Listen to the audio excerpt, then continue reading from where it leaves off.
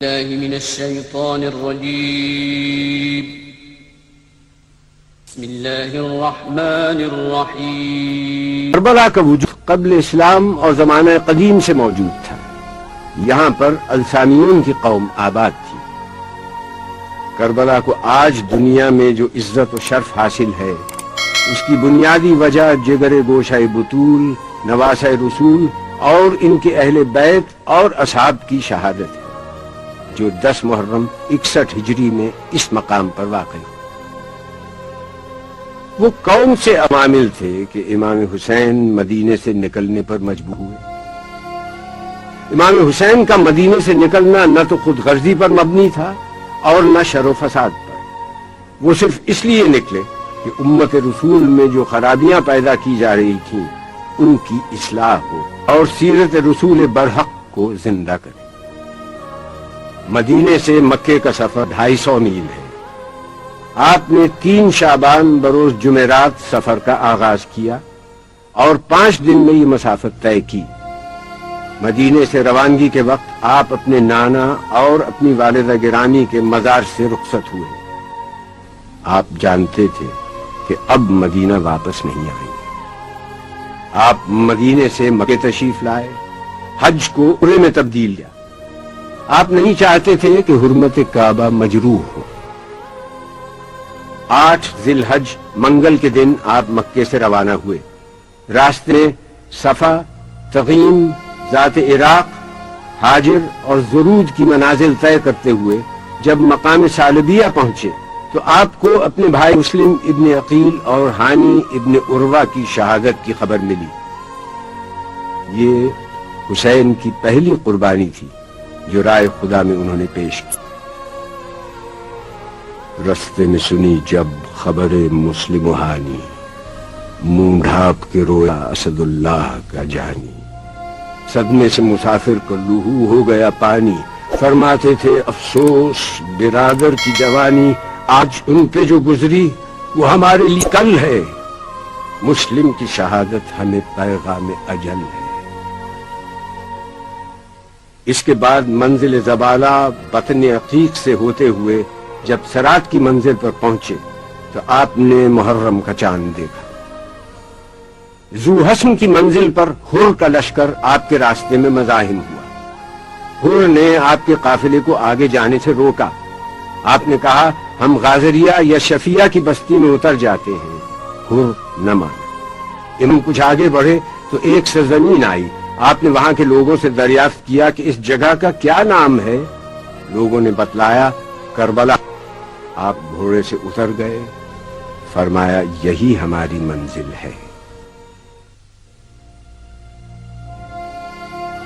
خیمے نصب کر دیے گئے۔ ایک جانب اہل بیت کے خیمے تھے، جناب قاسم ابن حسن، جناب ابو الفضل عباس، جناب علی اکبر اور امام زین العابدین کے خیمے بھی یہیں نصب کیے گئے۔ یہیں ایک جگہ نماز کے لیے وقف تھی جسے محراب حسین کہا جاتا ہے۔ حر یزید کی فوج کا سپہ سالار تھا۔ ایک منزل پر حر اور اس کے لشکر کے پاس پانی کا ذخیرہ ختم ہو گیا تھا۔ امام حسین کو خبر ہوئی تو آپ نے حکم دیا کہ حر اور اس کے لشکر کو پانی سے سیراب کیا جائے اور لشکر کے جانوروں کو بھی پانی پلایا جائے۔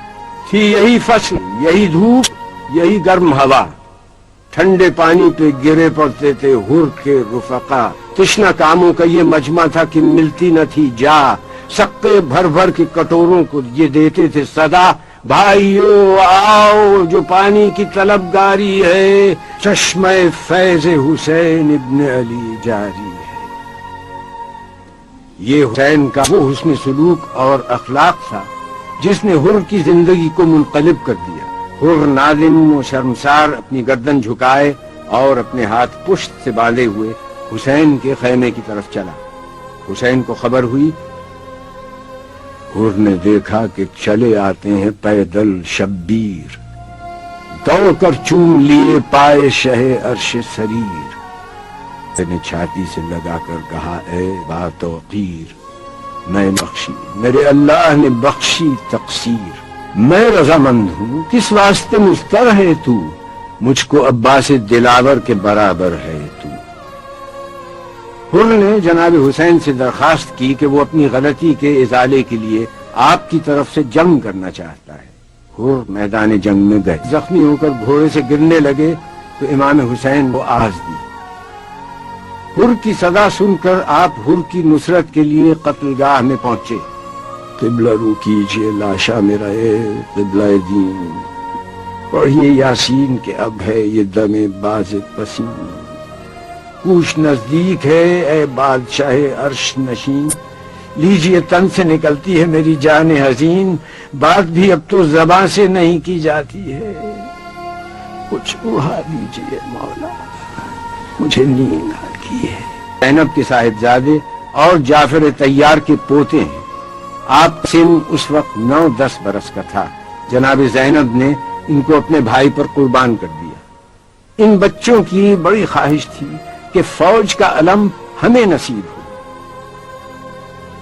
زینب نے تب کہا کہ تمہیں اس سے کیا ہے کام، کیا دخل مجھ کو، مالک و مختار ہیں امام، دیکھو نہ کی جو بے ادبانہ کوئی کلام، بگوں گی میں جو لوگے زباں سے علم کا نام، لو جاؤ بس کھڑے ہو الگ ہاتھ جوڑ کے، کیوں آئے ہو یہاں علی اکبر کو چھوڑ کے۔ حضرت عباس کا حرم مطہر امام حسین کے روضے سے 350 میٹر کے فاصلے پر ہے۔ امام حسین اور حضرت عباس دونوں روضوں کے درمیان ایک کشادہ صحن ہے جس میں 2 رویا کھجور کے درخت ہیں۔ حضرت عباس امام حسین کے چھوٹے بھائی اور علی مرتضیٰ کے فرزند۔ آپ کی والدہ گرامی کا نام ام البنین ہے۔ آپ کا تعلق قبیلہ بنی کلاب سے تھا۔ آپ کے 4 فرزند تھے، یہ سب کربلا میں شہید ہوئے۔ ابو الفضل عباس کے روضے کا صحن بہت وسیع ہے۔ صحن کے 8 دروازے ہیں۔ باب امام حسن باب امام حسین کو ہوئی۔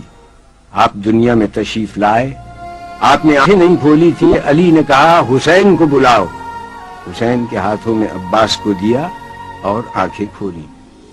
حسین نے اپنے بابا سے سوال کیا کہ آپ نے میرے بھائی کا نام رکھا؟ کہا عباس۔ عباس کے معنی ہیں بفرا ہوا شیر۔ آپ کو قمر بنی ہاشم اور باب الحوائج بھی کہا جاتا ہے۔ آپ کی تربیت دامان علی اور دامان حسن و حسین میں ہوئی۔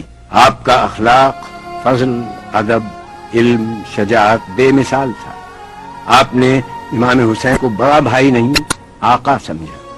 امام حسین نے بھی آپ سے ہر مرحلے پر صلاح و مشورہ کیا۔ امام حسین کو جب بھی کوئی مشکل ہوتی حضرت عباس بڑھ کر بھائی کا ساتھ دیتے۔ 60 ہجری میں امام حسین نے مدینے سے سفر کا آغاز کیا۔ حضرت عباس کو سامان سفر تیار کرنے کا حکم دیا۔ آپ نے حکم کی تعمیل کی۔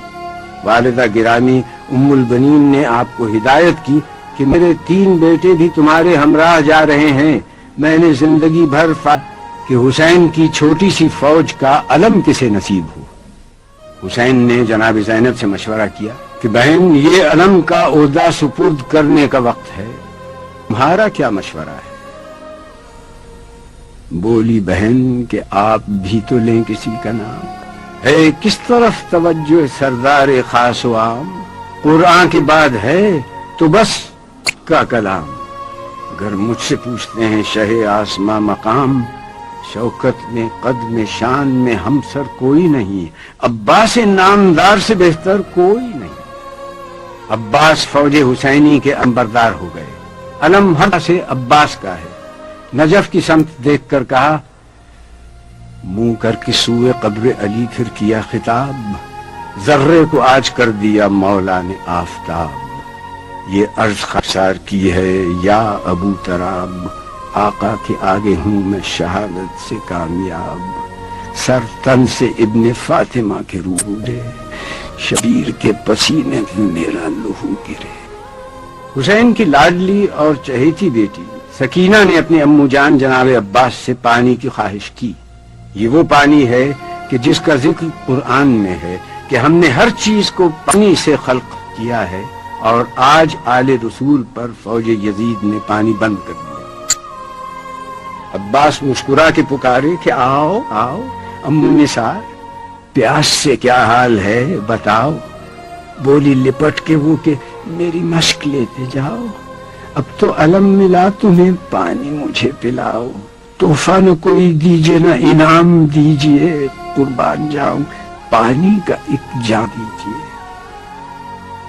حضرت عباس میدان میں گئے، جنگ کی ترائی تک گئے، مشق سکینہ کو بھرا، خیمہ گاہ حسینی کی طرف پلٹ رہے تھے کہ دشمنوں نے آپ کا ایک شانہ جدا کیا، مشق کو دوسرے ہاتھ سے تھاما، آپ کا دوسرا بازو بھی جدا ہوا، مشق سکینہ بہہ گئی، چہرے تمام گرد غریبی سے اٹ گئے، دو ہاتھ کیا کٹے کہ سبھی ہاتھ کٹ گئے، کوئی چارہ کار نہیں اس دن سے جو نوشتہ تقدیر ہو چکا۔ خدا کی مرضی میں ہم اہل بیت کی مرضی ہے، ہم اللہ کے امتحان پر صبر کرتے ہیں اور صابروں کا اجر پاتے ہیں۔ یہی وہ جگہ ہے جہاں امام عالی مقام نے طفلی میں اپنے نانا سے کیے ہوئے وعدے کو پورا کر دکھایا، اپنے اہل بیت کے ہمراہ قربانی پیش کر دی، جہاں سن و سال کی کوئی پابندی نہ تھی۔ 6 ماہ کے علی اصغر سے لے کر 80 سال کا بوڑھا حبیب ابن مظاہر بھی کربلا کے معرکے میں موجود ہے۔ روضے کی عمارت کئی تاریخی ازیاب ہوتے ہیں۔ قلعہ زینبیہ یہ وہ مقام بلند ہے جہاں جناب زینب نے اپنے بھائی کو جنگ کرتے دیکھا تھا۔ جناب زینب جب اسیر ہو کر کربلا سے کوفے کی طرف روانہ ہونے لگیں تو آپ نے خاندان رسالت کے صبر و استقامت کی تاریخ کو آگے بڑھانے کا عزم کیا۔ ایک موقع پر آپ نے اپنے بھتیجے حسین ابن علی کے فرزند سید سجاد مخاطب کر کے کہا، اے فرزند کیوں دل گرفتہ ہوتے ہو؟ میری نظریں اس آنے والے وقت کو دیکھ رہی ہیں جب تمہارے بابا کی قبر کا نشان یہاں ہوگا، اور یہ وہ عظیم الشان نشان ہوگا جہاں زائرین کے ہجوم ہوں گے۔ حسین کی بارگاہ میں خراج عقیدت پیش کریں، درود و سلام کی دعاؤں سے انہیں ہر وقت یاد کیا جاتا رہے گا۔ پہلا گنبد خار عبداللہ بن حسین آرام فرما رہے ہیں، جنہیں علی اصغر اور باب الحوائج بھی کہا جاتا ہے۔ دائیں جانب علی اکبر آرام کر رہے ہیں۔ آپ کی عمر 18 برس تھی، آپ کی والدہ ام لیلہ تھی، آپ شبیہ رسول تھے اور خانوادہ رسالت کے پہلے شہید۔ دائیں جانب شہدائے کربلا دفن ہیں۔ حسین جب مدینے سے روانہ ہوئے تو آپ کے ساتھ ایک بڑی تعداد تھی، مگر روز عاشور اس جماعت میں صرف 72 افراد باقی رہ گئے تھے۔ آپ کے اصحاب نے صبر و استقامت کا وہ مظاہرہ کیا کہ حسین نے کہا کہ مجھے وہ اصحاب ملے جو میرے بابا علی مرتضیٰ کو بھی نہ مل سکے۔ حضرت عباس، حبیب ابن مظاہر، حر اور جناب اون کے علاوہ تمام شہدائے کربلا اسی مقام پر دفن ہیں، اسی لیے اس جگہ کو گنج شہیداں کہا جاتا ہے۔ اپنے اصحاب سے خطاب کرتے ہوئے فرمایا، جو صورتحال پیش آئی ہے وہ تم دیکھ رہے ہو، یقیناً دنیا کا رنگ بدل گیا ہے اور اس کی نیکی رخصت ہو چکی ہے، اس میں کچھ باقی نہیں رہ گیا ہے سوائے اس تھوڑی سی تری کے جو پانی بہہ جانے کے بعد کسی برتن میں باقی رہ جاتی ہے، اور ایک پست زندگی زہریلی گھاس کی مانند ہے۔ کیا تم نہیں دیکھتے کہ حق اور عمل نہیں ہوتا، باطل سے علیحدگی اختیار نہیں کی جاتی؟ اس صورت میں مومن یقیناً خدا کی ملاقات کا آزمند ہوتا ہے۔ میرے نزدیک تو موت میں شہادت کی نعمت ہے، ان ظالموں کے درمیان زندہ رہنا وبال جان ہے۔ روضہ امام حسین میں بائیں جانب حبیب کا پہلا جھگڑا سجدے پر ہوا۔ سن 61 ہجری 10 محرم عصر عاشور امام حسین نے وہ سجدہ کیا کہ رہتی دنیا تک باطل کا سر جھکا دیا اور حق کو سر بلند کر دیا۔ اقبال نے کہا، ان کی زیری تھی گوید لا الہ، ان کی از خونش بھی روید لا الہ، ان کی بخشد بھی یقیناً را یقین، ان کی لرزد از سجود او زمین، وہ جو تیغ کے نیچے لا الہ کہے، جس کے خون سے لا الہ نمو پائے، وہ بے یقینوں یقین دینے والا ہے، جس کے سجدے سے زمین کانپ گئی۔ حسین وارث آدم تھے، وارث نوح تھے، وارث موسیٰ تھے، وارث عیسیٰ تھے، وارث ابراہیم، وارث محمد تھے۔ گرتے ہی صدا کیا، جلتی زمین پر پیشانی کو رکھ کر آواز دی، خدا بندہ تو میرا سہارا ہے، ہر تکلیف میں اور ہر امید کا مرکز ہے۔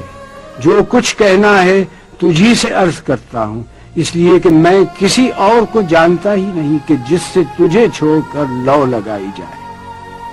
یقیناً ساری نعمتیں تیری ملکیت ہیں، ساری بھلائیوں کا مرکز تو ہی ہے، ہر حال میں تو ہی آخری جائے پناہ ہے۔ میں تیری قضا پر راضی ہوں، تیرے امر کو تسلیم کرتا ہوں، تیرے امتحان میں صابر ہوں، تیرے سوا کوئی معبود نہیں۔ اے بے پناہوں کو پناہ دینے والے، میری مدد کر۔ پروردگار، میں نے اپنے وعدے کو پورا کیا، تو اپنے وعدے کو پورا کر۔ سجدہ ختم ہوا، سر نہیں اٹھا، سر اٹھایا گیا۔ ہاں